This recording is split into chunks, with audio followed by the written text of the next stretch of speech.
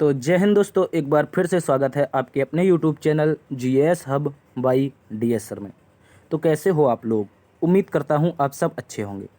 साथ ही आज की श्रृंखला में हम एक बार फिर से देखने वाले हैं यूपी पुलिस, यूपी पैड तथा यूपी लेखपाल जैसी विभिन्न प्रतियोगी परीक्षाओं की तैयारी कर रहे विद्यार्थियों के लिए जीएस जीके का एक शानदार सेशन।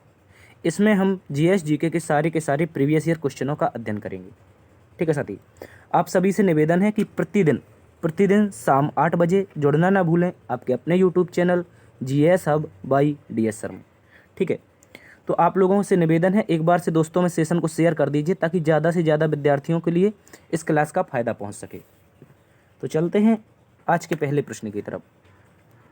आज का मोटिवेशन कोट जो आपको ऊर्जावान बनाएगा और मंजिल के प्रति जागरूक रखेगा। कह रहा है साथी, सफलता एक दिन में नहीं मिलती है। सफलता एक दिन में नहीं मिलती है, मगर ठान लें तो एक दिन ज़रूर मिल जाती है। याद रखेंगे, सफलता एक ऐसी चीज़ है जो एक दिन में नहीं मिल सकती आपको। क्या एक दिन में कोई भी कुछ कर सकता है? एक दिन काफ़ी है हालांकि आपके लिए, लेकिन एक दिन में कोई भी बिल्डिंग बना के खड़ी नहीं कर सकता। ठीक है, उसी प्रकार आप ये जो एग्ज़ाम की तैयारी कर रहे हैं, तो याद रखेंगे इस एग्ज़ाम की तैयारी आपकी कोई एक दिन में नहीं करवा देगा। ठीक है, यदि आप निरंतर महीना, 2 महीना, 3 महीना या 6 महीना देंगे, ठीक है, तो आप उस एग्ज़ाम के बारे में अच्छे से जानेंगे और 6 महीने यदि आप समय देते हैं तो उस एग्ज़ाम को ज़रूर क्लियर कर पाएंगे। ठीक है, तो वही कह रहा है कि सफलता प्यारे दोस्त एक दिन में नहीं मिलती है, मगर ठान लिया जाए तो एक दिन ज़रूर मिल जाती है। ठीक है, तो इसी जोश और जुनून के साथ चलते हैं आज के पहले प्रश्न की तरफ। आज का पहला प्रश्न आपसे पूछा गया है कि गदर क्रांति आरंभ होने का सबसे प्रमुख कारण क्या है? क्या पूछा है साथी? याद रखेंगे, आपसे पूछा गया है कि जो गदर क्रांति है, इसका जो यानी कि जो इसके प्रारंभ हुआ था, यानी कि जो शुरुआत हुई थी, इसका जो मुख्य उद्देश्य क्या था, ऐसा क्वेश्चन आपसे पूछा गया है। ठीक है, तो इसके बारे में याद रखेंगे, जो गदर क्रांति है किसके द्वारा शुरू की गई थी, तो याद रखेंगे गदर पार्टी के द्वारा। किसके द्वारा? गदर पार्टी के द्वारा। तो क्वेश्चन बन सकता है कि गदर पार्टी है, इसकी स्थापना कब हुई, ये क्वेश्चन भी बन सकता है गदर पार्टी की। देखो, गदर क्रांति चलाई थी गदर पार्टी ने, लेकिन गदर पार्टी की अगर क्वेश्चन आ जाए कि स्थापना कब हुई थी, तो याद रखेंगे 15 जुलाई 1913 को इसकी स्थापना होती है। सर, इसकी स्थापना की किसने थी? तो याद रखेंगे सोहन सिंह भाखना। कौन थे? सोहन सिंह भाखना थे। ठीक है, सोहन सिंह भाखना, ठीक है, भाखना थे। और इसके अतिरिक्त थे आपके लाला हरदयाल। कौन थे? लाला हरदयाल। इन दो व्यक्तियों के द्वारा गदर पार्टी की स्थापना की जाती है। सर, कहाँ पर की जाती है? तो याद रखेंगे यूएसए में की जाती है। यूएसए में सर कहाँ पर की जाती है? तो याद रखेंगे सैन फ्रांसिस्को में की जाती है। कहाँ पर की जाती है? San Francisco. ठीक है, इसको याद रखेंगे, यूएसए का एक पश्चिमी शहर है सैन फ्रांसिस्को, यहीं पर इसकी स्थापना होती है। किसकी? तो याद रखेंगे गदर पार्टी की स्थापना। ठीक है, और गदर क्रांति किसने प्रारंभ की थी? तो गदर पार्टी ने प्रारंभ की थी। ठीक है, इसको याद रखेंगे। इसके अतिरिक्त बात कर लेते हैं गदर क्रांति आरंभ होने के प्रमुख कारण के बारे में। तो साथ ही यहाँ पर जो विद्वान हैं उनके अलग अलग मत है। ठीक है, इनमें से कुछ लोग मानते हैं कि इसकी जो कामागाटा मारू घटना थी, इसी का यही मुख्य कारण था कि गदर क्रांति भारत में शुरू हुई थी। लेकिन याद रखेंगे आप लोग, जो प्रथम विश्व युद्ध था, ये जो यूपी ट्रिपल एस सी आपका पैड ने, सॉरी, जो आपका यूपी ट्रिपल एस सी ने माना है, किसने? UP triple S C, Uttar Pradesh service subordinate commission के द्वारा जो माना गया है, उसको याद रखेंगे, इसने माना है प्रथम विश्व युद्ध का प्रारंभ होना। ठीक है, ये क्वेश्चन आपका लेखपाल में पूछा गया था। किस में पूछा गया था? लेखपाल जो 2015 में एग्जाम हुआ था, इसमें ये क्वेश्चन पूछा गया था, और उसमें जो ऑप्शन माना गया है वो प्रथम विश्व युद्ध का प्रारंभ होना माना गया है। ठीक है, और किसने माना है? तो एक विद्वान हुए हैं बिपिन चंद्रा नाम के, उन्होंने इसको राइट माना था। ठीक है, इसको याद रखेंगे। लेकिन कई किताबें लिखती हैं कि जो कामागाटा मारू की घटना थी, कब हुई थी? तो 1914 में हुई थी, और इसी घटना के पश्चात गदर क्रांति प्रारंभ हो गई थी 1915 में। कब हुई थी? तो क्वेश्चन ये भी पूछ सकता है कि गदर क्रांति प्रारंभ कब हुई? तो 1915 में हुई। लेकिन आपको कंफ्यूज नहीं होना है, क्योंकि अभी हमने चर्चा की थी गदर पार्टी की। तो गदर पार्टी की जो स्थापना थी वो 1913 में थी, और जो कामागाटा मारू की घटना थी वो आपकी 1914 में थी, और 1915 में आपके क्या हुआ था? गदर क्रांति प्रारंभ हुई थी। ठीक है, इसको याद रखेंगे, आप लोगों को कंफ्यूज नहीं होना है। और जो यूपी ट्रिपल एस सी, यदि आप लेखपाल की तैयारी कर रहे हैं उत्तर प्रदेश के किसी भी एग्जाम की, तो आपको इसका आंसर लगा के आना है प्रथम विश्व युद्ध। ठीक है, इसको याद रखेंगे। चलते हैं अगले प्रश्न की तरफ। अगला प्रश्न आपसे कह रहा है कि काबनी, हेमवती, अमरावती कौन सी नदी की सहायक नदियाँ हैं? क्या क्वेश्चन पूछा है? क्वेश्चन पूछा है आपसे काबनी, हेमवती और अमरावती, ये कौन सी ऐसी नदी है जिसकी सहायक नदियाँ हैं? ठीक है, इसको याद रखेंगे। तो बात कर लेते हैं काबनी, हेमवती, अमरावती के बारे में। ये कावेरी की सहायक नदियाँ हैं। किसकी? याद रखेंगे साथ ही, कावेरी नदी है। ठीक है, कावेरी नदी जो कि दक्षिण भारत की एक प्रमुख नदी है, ठीक है। स्वच्छता के आधार पर इसे दक्षिण भारत की गंगा भी कहा जाता है, ठीक है। तो ये जो नदी है इसकी सहायक नदियाँ हैं कौन कौन सी, पहली तो काबनी हो जाएगी, हेमवती हो जाएगी, अमरावती हो जाएगी, ठीक है, इसको याद रखेंगे। इसके अतिरिक्त बात कर लेते हैं यहाँ पर कृष्णा के बारे में। तो कृष्णा की अगर बात की जाए तो इसकी जो प्रमुख सहायक नदियाँ हैं उनमें से आपकी बेनगंगा हो जाएगी, क्या हो जाएगी, बेनगंगा हो जाएगी। इसके अतिरिक्त पेनगंगा हो जाएगी, ठीक है, ये अलग अलग दोनों हैं, ठीक है, बेनगंगा पेनगंगा। इसके अतिरिक्त क्या हो जाएगी, ठीक है, इसको याद रखेंगे, बेनगंगा हो जाएगी, पेनगंगा हो जाएगी, और कौन सी हो जाएगी आप लोग इसमें कमेंट बॉक्स में छाप के बता सकते हैं, ठीक है। बहुत सारी नदियाँ हैं, हालांकि आपको कुछ ही नदियाँ याद रखनी है, जैसे काबनी, हेमवती, अमरावती, कावेरी की हो जाएंगी, जबकि कृष्णा के बारे में बात की जाए बेनगंगा पेनगंगा हो जाएंगी, ठीक है, इसको याद रखेंगे। अगर बात कर लेते हैं गोदावरी के बारे में, तो गोदावरी का जो उद्गम है, जो उद्गम है साथी ये अमरकंटक से नहीं, गोदावरी का जो उद्गम है ये नासिक से होता है, कहाँ से होता है, नासिक से होता है। और नासिक कहाँ पड़ता है, ये महाराष्ट्र में पड़ता है, ठीक है, कहाँ पर पड़ता है, महाराष्ट्र में। नासिक के समीप एक पहाड़ी है जिसका नाम है त्र्यंबकेश्वर पहाड़ी, उसी पहाड़ी से आपकी गोदावरी निकलती है, इसको याद रखेंगे। इसके अतिरिक्त बात कर लेते हैं महानदी के बारे में। तो महानदी की बात की जाए ये छत्तीसगढ़ से निकलती है, कहाँ से, छत्तीसगढ़ से निकलती है, इसको भी याद रखेंगे साथी। और ये आपकी ओडिशा से होते हुए कहाँ पर गिरती है, बंगाल की खाड़ी में गिरती है। और ओडिशा में महानदी पर आपका हीराकुंड बांध बना हुआ है, क्या बना है, हीराकुंड बांध बना हुआ है, जो विश्व का सबसे लंबा बांध है। इसकी लेंथ है आपकी 25.7 किलोमीटर, ठीक है, इसको भी आप लोग अच्छे से याद रखेंगे। तो हमने चर्चा की काबनी, हेमवती, अमरावती के बारे में, ये आपकी कावेरी की सहायक नदियाँ हो जाएंगी। चलते हैं अगले प्रश्न की तरफ। अगला प्रश्न कह रहा है 1857 के प्रथम स्वतंत्रता विद्रोह में भाग लेने वाली प्रसिद्ध महिला स्वतंत्रता सेनानी कौन थी, ठीक है। तो क्या कह रहा है, 1857 का जो प्रथम स्वतंत्रता संग्राम हुआ था इसको याद रखेंगे। इसके बारे में पूछा है कि कौन सी महिला ने भाग लिया था, ठीक है। तो 1857 की क्रांति के बारे में 2 महिलाओं का जिक्र मिलता है, जिनमें से सबसे पहले आपकी आ जाती हैं रानी लक्ष्मीबाई। कौन आती हैं, रानी लक्ष्मीबाई, इनको याद रखना है, रानी लक्ष्मीबाई के बारे में। और दूसरी आपकी आती हैं बेगम हजरत महल। कौन आती हैं, बेगम हजरत महल, इनके बारे में ज़्यादा चर्चा मिलती है। हालांकि और भी महिलाओं ने 1857 की क्रांति में भाग लिया था, ठीक है, लेकिन इनकी दोनों की चर्चा मिलती है, इसलिए इनको आप लोग याद रखेंगे। रानी लक्ष्मीबाई की बात की जाए तो इन्होंने झांसी से नेतृत्व किया था, कहाँ से, झांसी से नेतृत्व किया था, जबकि बेगम हजरत महल ने लखनऊ से नेतृत्व किया था, कहाँ से, इसको भी याद रखेंगे, लखनऊ से बेगम हजरत महल के द्वारा नेतृत्व किया गया था, ठीक है। तो इसको याद रखना है। इसका राइट आंसर क्या हो जाएगा, ऑप्शन के अनुसार देखा जाए तो बेगम हजरत महल इसका राइट आंसर हो जाएगा, जिन्होंने आपका लखनऊ से नेतृत्व किया था। हालांकि बेगम हजरत महल आगे चलकर नेपाल चली गई थी, कहाँ चली गई थी, जब ये आंदोलन में भाग नहीं ले पाई, यानी कि भाग तो ले लिया था लेकिन दबा नहीं पाई थी, तो जब ये वहाँ पर इनकी स्थिति खराब हो चुकी थी लखनऊ में युद्ध करते करते, तो ये कहाँ भाग गई थी, नेपाल चली गई थी, ठीक है, इसको याद रखेंगे। और रानी लक्ष्मीबाई को वीरगति प्राप्त हुई थी कहाँ पर, ग्वालियर में, इसको भी याद रखेंगे, ठीक है। इसके अतिरिक्त चर्चा कर लेते हैं कस्तूरबा गांधी के बारे में।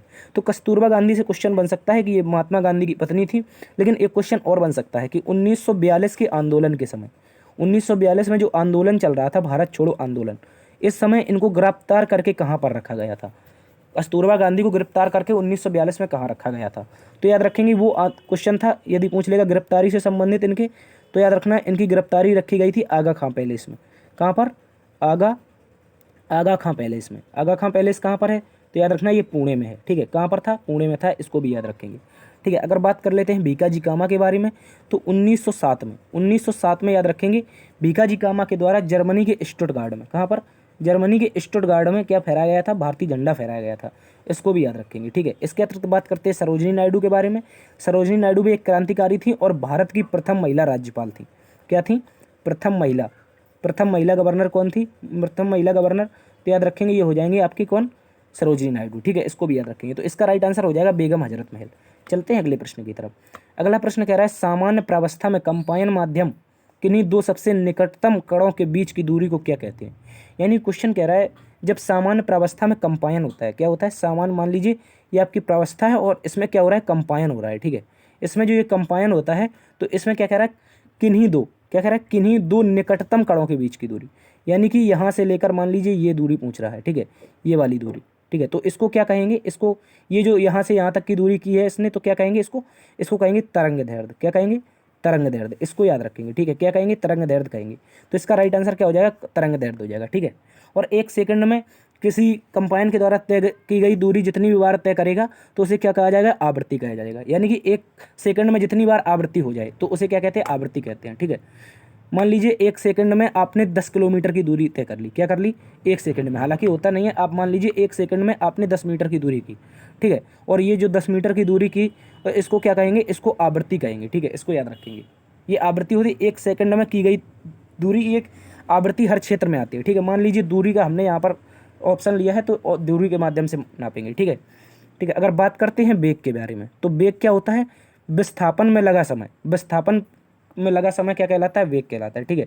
ये एक सरल परिभाषा है वेलोसिटी की, ठीक है। मान लीजिए आयाम के बारे में अगर चर्चा कर देते हैं, ठीक है। आयाम की चर्चा की जाए तो आयाम क्या होता है? मान लीजिए कोई वस्तु है, कोई वस्तु, ठीक है। तो बात करते हैं आयाम के बारे में। आयाम क्या होता है? किसी वस्तु के द्वारा अपने पूर्ण आवर्त काल में, किसमें? अपने पूर्ण आवर्त काल में क्या किया जाता है?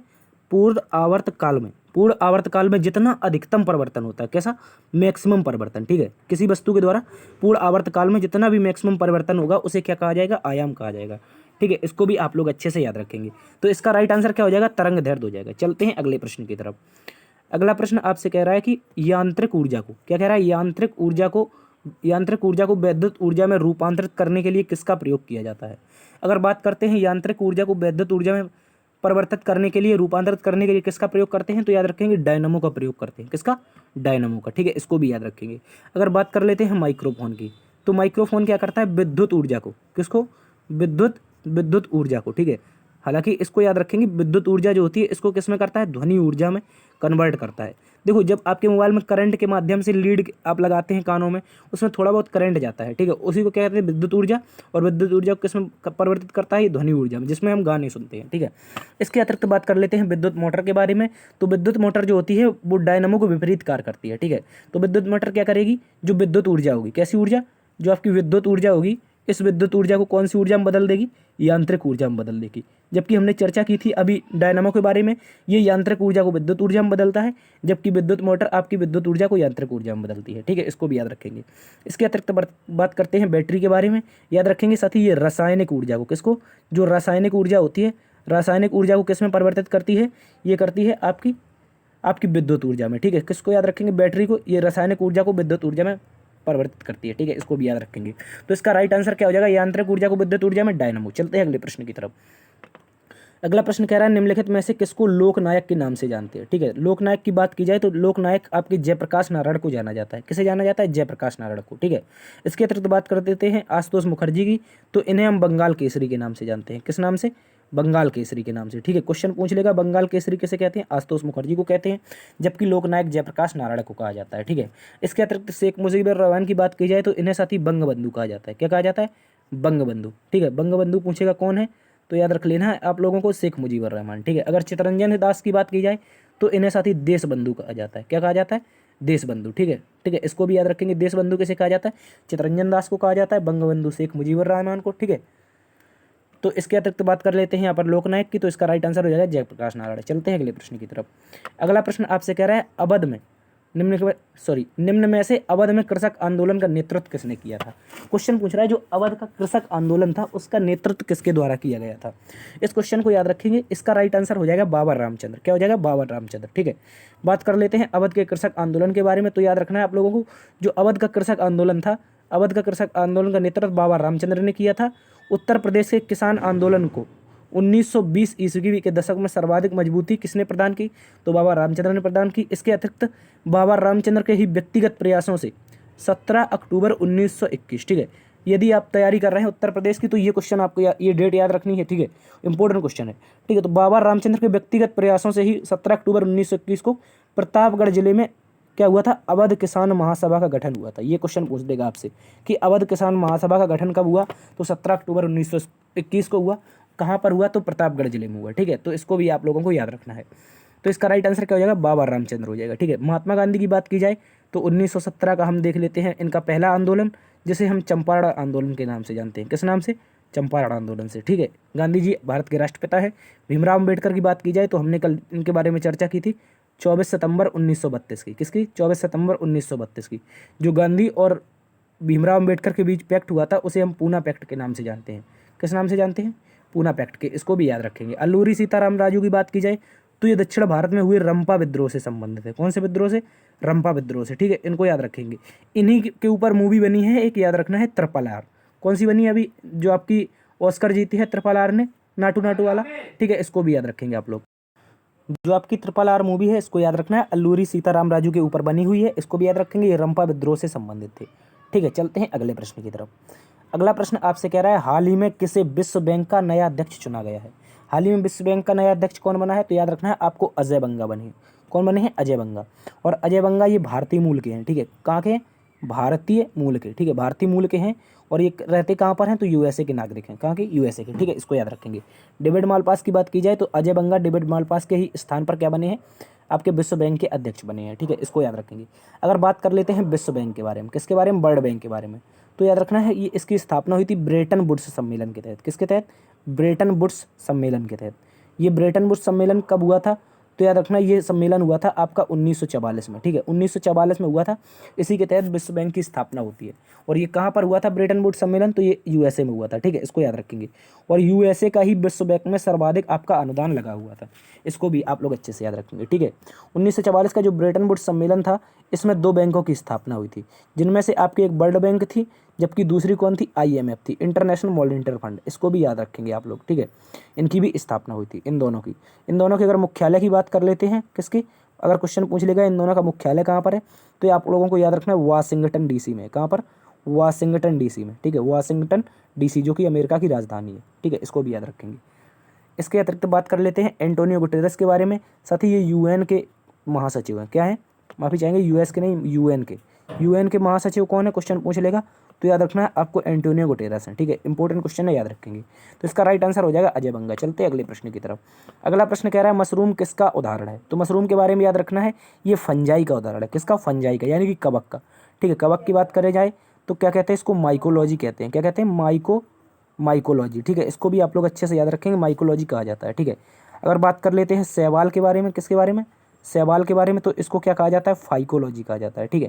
क्या कहा जाता है, फाइकोलॉजी, इंपॉर्टेंट क्वेश्चन है, याद रखेंगे, ठीक है। फाइकोलॉजी और माइकोलॉजी कवक और शैवाल होते हैं, ठीक है। जब कवक और शैवाल, कौन कौन, याद रखेंगे इन दोनों के बारे में। जब कवक प्लस शैवाल मिलते हैं तो क्या बनता है, इनके सहजीवन से बनता है लाइकेन। क्या बनता है साथी, लाइकेन बनता है, इसको भी याद रखेंगे। और जो लाइकेन है आपका, ये जो लाइकेन है ये किसका, कौन से प्रदूषण का उदाहरण है, तो याद रखेंगे ये वायु प्रदूषण का सूचक है। किसका, वायु प्रदूषण का सूचक कौन है, आपका लाइकेन है, ठीक है, इसको भी आप लोग अच्छे से याद रखेंगे, ठीक है। लाइकेन आपका कवक और शैवाल के सहजीवन से बनता है, ठीक है, और ये वायु प्रदूषण का सूचक है, ठीक है, इसको भी याद रखेंगे।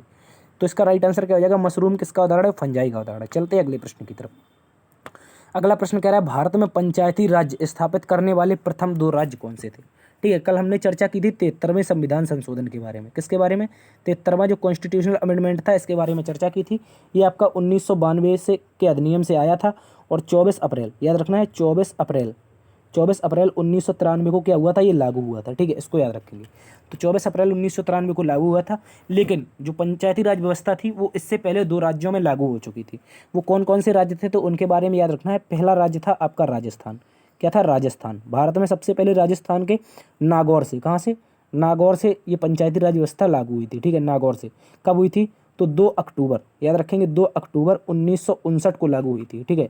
1959 को लागू करने वाला राजस्थान भारत का पहला राज्य था, ठीक है। इसी के साथ साथ कुछ दिनों बाद आपके आंध्र प्रदेश ने ही 1959 में आपकी क्या कर दी थी, पंचायती राज व्यवस्था लागू कर दी थी, ठीक है, इसको भी आप लोग अच्छे से याद रखेंगे।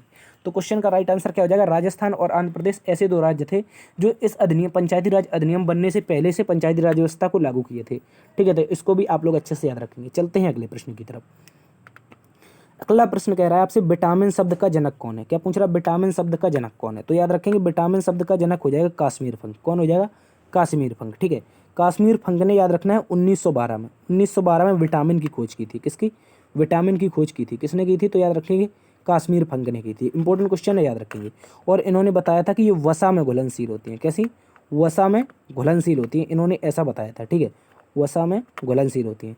लेकिन कुछ विटामिन ऐसी भी हैं जो आपकी जल में भी घुलनशील है। किसमें, जल में, ठीक है। तो जल में कौन कौन सी है, तो याद रखना है बी और सी। कौन कौन सी, बी और सी जल में घुलनशील है।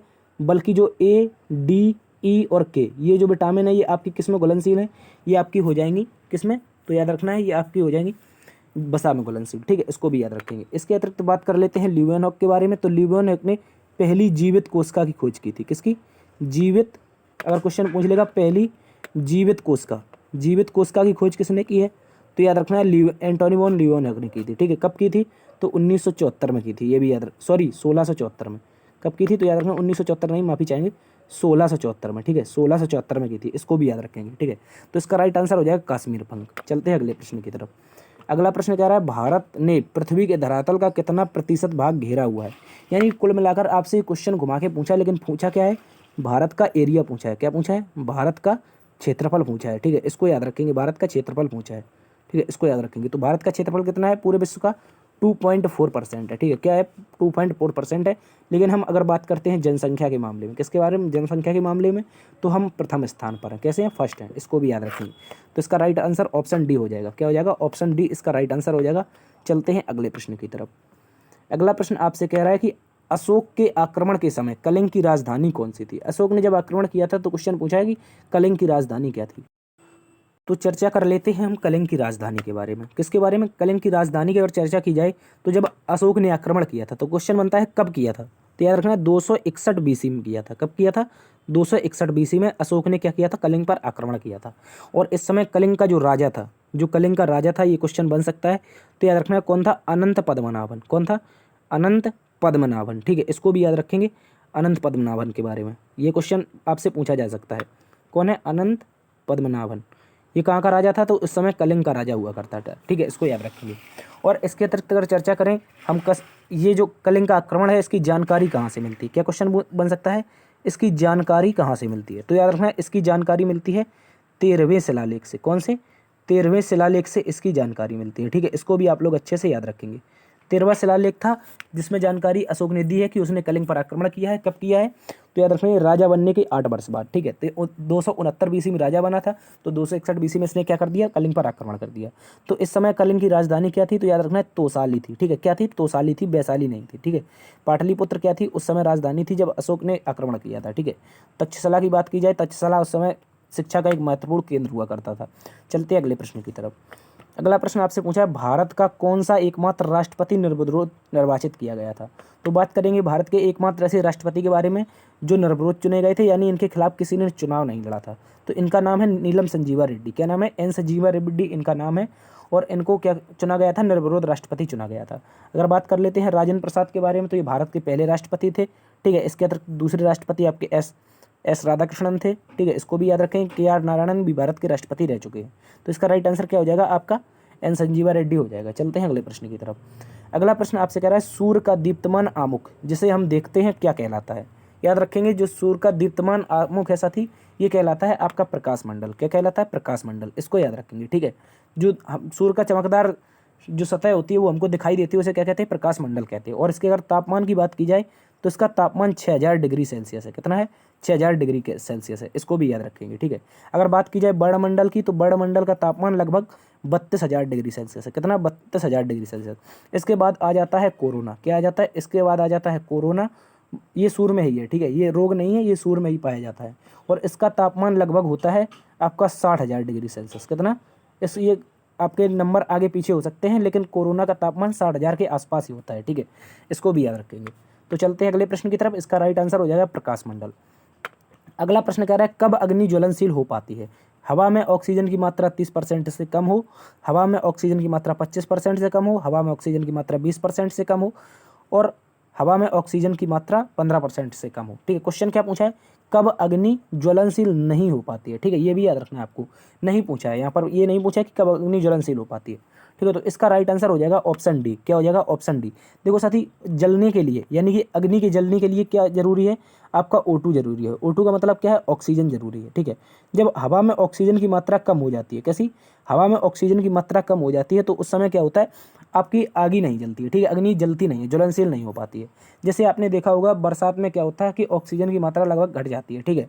तो उस समय आपकी अग्नि बहुत कम लगती है, ठीक है। इसको भी याद रखेंगे। लेकिन जब वायु तेज चलने लगती है, बरसात के समय आपकी आंधी आ जाती है, तो उस समय अग्नि बहुत ज़्यादा लग सकती है, क्योंकि उस समय ऑक्सीजन की मात्रा बढ़ जाती है, ठीक है। इसको भी याद रखेंगे आप लोग। तो इसका राइट आंसर हो जाएगा कि नहीं हो पाती है। क्वेश्चन याद रखना है, जब हवा में ऑक्सीजन की मात्रा 15% से कम हो जाएगी तो अग्नि ज्वलनशील नहीं हो पाएगी। लेकिन 15% होना अनिवार्य है। 15% से ऊपर बनी रहे तो अग्नि लगती रहेगी आपकी, ठीक है। चलते हैं अगले प्रश्न की तरफ। अगला प्रश्न आपसे कर रहा है, ब्रिटिश शासन को भारत से उखाड़ फेंकने के लिए इनमें से किसने फ्रांसीसियों की मदद मांगी थी। क्वेश्चन पूछा कि ब्रिटिश शासन को भारत से उखाड़ फेंकने के लिए किसके द्वारा भारत में क्या मांगी गई, फ्रांसीसियों से मदद मांगी गई थी। तो याद रखना इनका नाम था टीपू सुल्तान। कौन थे, टीपू सुल्तान थे। और टीपू सुल्तान के द्वारा क्या किया गया था, फ्रांसीसियों से कहा गया था कि तुम हमारा सहयोग करो। किससे, फ्रांसीसियों से कहा गया था कि तुम हमारा सहयोग करो, हम अंग्रेजों को यहाँ से भगा देंगे। ठीक है, क्योंकि जो टीपू सुल्तान थे वो फ्रांसीसियों के करीब थे, क्योंकि ये कौन से क्लब के सदस्य थे, तो क्वेश्चन ऐसा भी बन सकता है। ठीक है, तो ये आपके जैकोबिन क्लब के सदस्य थे। कैसे, कौन से सदस्य थे, जैकोबिन क्लब के। और ये जो जो जैकोबिन क्लब था ये शायद फ्रांसीसी ही था, इसलिए ये फ्रांसीसियों के नज़दीक थे, इसलिए फ्रांसीसियों से क्या मांगी थी, सहायता मांगी थी। ठीक है, अगर बात करते हैं हैदर अली की, तो टीपू सुल्तान के पिता का नाम हैदर अली था। ये भी अंग्रेजों से लड़ते लड़ते शहीद हो गए थे। और 1799 में, याद रखेंगे 1799 में आपके शहीद हुए थे टीपू सुल्तान। ठीक है, इसको याद रखेंगे। और ये मैसूर रियासत के, कौन सी रियासत के, मैसूर रियासत के बादशाह थे। कहाँ के, मैसूर रियासत के राजा थे, इसको भी याद रखना है। ठीक है, अगर शिवाजी की बात की जाए तो इन्होंने औरंगजेब के खिलाफ लड़ाई लड़ी थी। इनकी एक संधि प्रसिद्ध है, शिवाजी की एक संधि प्रसिद्ध है जिसे हम पुरंदर की संधि के नाम से जानते हैं। किस नाम से, पुरंदर की संधि के नाम से। ठीक है, पुरंदर की संधि क्वेश्चन पूछता है कब हुई थी, तो याद रखना है 1665 में हुई थी। ठीक है, ये भी क्वेश्चन इंपॉर्टेंट है। चलते हैं अगले प्रश्न की तरफ। अगला प्रश्न कह रहा है, माई कंट्री माई लाइफ पुस्तक की किसकी आत्मकथा है। यानी कि क्वेश्चन पूछा कि माई कंट्री माई लाइफ पुस्तक किसकी आत्मकथा है। तो बात करेंगे माई कंट्री माई लाइफ के बारे में, तो ये हो जाएगी आपकी लाल कृष्ण आडवाणी की कथा। किसकी, लाल कृष्ण आडवाणी की आपकी ये क्या है, आत्मकथा है। ठीक है, इसको याद रखेंगे। इन्होंने पुस्तक लिखी है माई कंट्री माई लाइफ। ठीक है, ये आपके बीजेपी के, किसके, बीजेपी के एक दिग्गज नेता रह चुके हैं। ठीक है, इसको याद रखेंगे। और ये हालांकि 2014 में ऑफिशियल आपके क्या थे, 2014 के चुनाव में प्रधानमंत्री पद के दावेदार थे, लेकिन नरेंद्र मोदी जी ने इनका पद क्या किया था, मतलब इनके पद के उत्तराधिकारी बन चुके थे। ठीक है, बन गए थे नरेंद्र मोदी जी। तो ये आपके लाल कृष्ण आडवाणी के स्थान पर कौन उम्मीदवार बने थे 2014 में, आपके बने थे मोदी जी। ठीक है, याद रखेंगे। बीजेपी यानी कि एनडीए के एक प्रसिद्ध नेता थे। कौन थे, अभी हाल में हैं भी। ठीक है, याद रखेंगे, थे नहीं हैं। लाल कृष्ण आडवाणी आपके एनडीए के प्रसिद्ध नेता हैं। ठीक है, याद रखेंगे। अगर बात कर लेते हैं सुचेता कृपलानी के बारे में, तो सुचेता जो कृपलानी है, याद रखेंगे उत्तर प्रदेश की, कहाँ की, यूपी की फर्स्ट सीएम है। कैसी हैं, यूपी की फर्स्ट वुमेन सीएम। क्या है, फर्स्ट वुमेन सीएम, पहली महिला सीएम कौन है, तो आपको याद रखना है ये आपकी सुचेता कृपलानी हो जाएंगी। ठीक है, भारत की प्रथम महिला सीएम पूछ ले तो भी आपकी सुचेता कृपलानी है। ठीक है, चलते हैं अगले प्रश्न की तरफ। अगला प्रश्न कह रहा है, प्रधानमंत्री द्वारा घोषित निम्न में से कौन सी योजना 9 मई 2015 को प्रारंभ नहीं की गई थी। ठीक है, तो क्वेश्चन पूछ रहा है ऐसी कौन सी योजना है जो 9 मई 2015 को प्रारंभ नहीं हुई। ठीक है, तो याद रखना है इसके बारे में। इस समय 3-4 योजनाएं प्रधानमंत्री मोदी ने एक ही दिन शुरू की थी। उनमें से वो योजनाएं थी अटल पेंशन, जीवन ज्योति। ठीक है, प्रधानमंत्री सड़क सुरक्षा योजना। ठीक है, प्रधानमंत्री जीवन सड़क सुरक्षा योजना। ये सारी की सारी योजनाएं 9 मई 2015 को प्रधानमंत्री जी के द्वारा कलकत्ता से प्रारंभ की गई थी। कहाँ से, जैसे हम कोलकाता के नाम से जानते हैं, कोलकाता से ये प्रारंभ की गई थी। किसके द्वारा, पीएम मोदी जी के द्वारा। इसको भी याद रखेंगे। ठीक है, तो 2015 9 मई ये डेट याद रखना है, ये क्वेश्चन पूछ सकता है। 9 मई 2015 को कौन सी योजनाएं चली थी, तो अटल पेंशन, जीवन ज्योति और आपकी प्रधानमंत्री जीवन सुरक्षा योजना, ये सारी की सारी योजनाएं चली थी। इसके अतिरिक्त बात कर लेते हैं प्रधानमंत्री आवास योजना के बारे में। ये योजना चली थी साथी 25 जून को। कब चली थी, 25 जून को। इसको याद रखना है, ये 25 जून शायद 2016 या 2015 ही था, इसको आप लोग कंफर्म कर लीजिए, लेकिन 25 जून को चली थी प्रधानमंत्री आवास योजना। इसको भी याद रखेंगे। ठीक है, तो इसका राइट आंसर क्या हो जाएगा हमारा, क्या पूछा है, नहीं पूछा है, प्रारंभ नहीं की गई, तो यही इसका राइट आंसर हो जाएगा, ऑप्शन डी। ठीक है, चलते हैं अगले प्रश्न की तरफ। अगला प्रश्न आपसे कह रहा है, निम्नलिखित में से कौन सा मुगल बादशाह अनपढ़ था। निम्नलिखित में से ऐसा कौन सा मुगल बादशाह था जो बिल्कुल अनपढ़ था। तो याद रखेंगे, बचपन में ही बादशाह बन जाने के कारण आपका क्या था, अकबर अनपढ़ रह गया था। कैसा, क्योंकि इसके पिता हुमायूं की मृत्यु हो जाती है और लगभग 12 या 13 साल की उम्र में, 12 या 13 साल का था ये, उस समय क्या बन जाता है, बादशाह बन जाता है। ठीक है, तो बचपन में क्या बन गया, बादशाह बन गया, और इसी के कारण क्या हो गया, ये अनपढ़ रह गया, ये स्कूल नहीं जा पाया था। ठीक है, तो याद रखेंगे इसका राइट आंसर हो जाएगा अकबर हालांकि एक ऐसा बादशाह था जो दोनों धर्मों को समान मानता था, चाहे वो हिंदू धर्म हो, ठीक है, हिंदू धर्म हो या आपका इस्लाम हो। ठीक है, इसके इन दोनों को क्या मानता था, ये समान मानता था, हिंदू इस्लाम को। ठीक है, इसलिए इसने कई आपकी योजनाएं चलाई थी इन दोनों के लिए। ठीक है, तो याद रखना है आप लोगों को। और बात करते हैं बहादुर शाह जफर के बारे में, हमने कल चर्चा की थी। 1857 की क्रांति में कहाँ से नेतृत्व किया था, दिल्ली से किया था। ठीक है, और ये एक प्रसिद्ध शायर भी था, ये भी याद रखेंगे। जो आपका बहादुर शाह जफर द्वितीय है, ये एक प्रसिद्ध शायर था। और बात कर लेते हैं हुमायूं की, तो अकबर का ये पिता था, और सीढ़ियों से गिरने के कारण, इसकी क्या हो गई थी, मौत हो गई थी। ठीक है, सीढ़ियों से गिरने के कारण इसकी मौत हो गई थी, ठीक है, लाइब्रेरी में। तो इसका राइट आंसर क्या आ जाएगा, अकबर हो जाएगा। तो ये थी साथी आज की क्लास। उम्मीद करता हूँ आज की क्लास और एनालिसिस आपको पसंद आया होगा। यदि पसंद आया तो एक बार से सेशन को लाइक कर दीजिए, दोस्तों में सेशन को शेयर करिए। यदि चैनल पर नए हैं तो चैनल को सब्सक्राइब जरूर कर लें, ठीक है। देखते रहिए GS hub by DS sir. बड़ों का सम्मान करना, छोटों को प्यार देना। तब तक के लिए अपना ख्याल रखना। मिलते हैं कल इसी वक्त। जय हिंद।